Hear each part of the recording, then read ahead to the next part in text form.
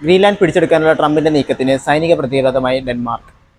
1952 royal decree പ്രകാരം ഗ്രീൻലാൻഡിലേക്ക് വിദേശ സൈന്യം അതിക്രമിച്ച് കയറിയാൽ മേലുദ്യോഗസ്ഥരുടെ ഉത്തരവിനായി കാത്തുനിൽക്കാതെ ആദ്യം വെടിവെക്കുക, ചോദ്യം പിന്നീട് എന്ന പ്രതിരോധ ചട്ടം പാലിച്ച് പ്രത്യാക്രമണം നടത്താൻ ഡാനിഷ് സൈന്യം സജ്ജരായിരിക്കുകയാണ്.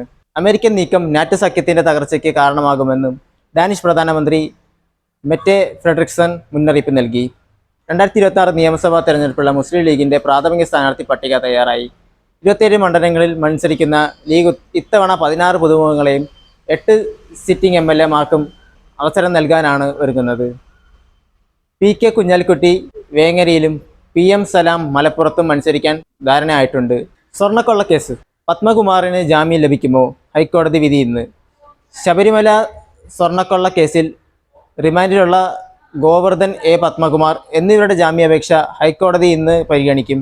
പത്മകുമാർ ഔദ്യോഗിക മിനിറ്റ്സിൽ തിരുത്തൽ നടത്തിയെന്നും പ്രതികൾ ബംഗളൂരുവിൽ ഒത്തുകൂടി തെളിവ് നശിപ്പിക്കാൻ ഗൂഢാലോചന നടത്തിയെന്നും അന്വേഷണ സംഘം കോടതിയെ അറിയിച്ചിട്ടുണ്ട്.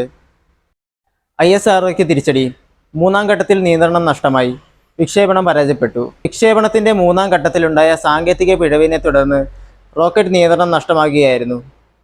DRDO അത്യാധുനിക ഭൗമനിരീക്ഷണ ഉപഗ്രഹമായ അന്വേഷ് ഉൾപ്പെടെ 18 പേലോഡുകളെ ഭ്രമണപഥത്തിൽ എത്തിക്കുകയായിരുന്നു ലക്ഷ്യം.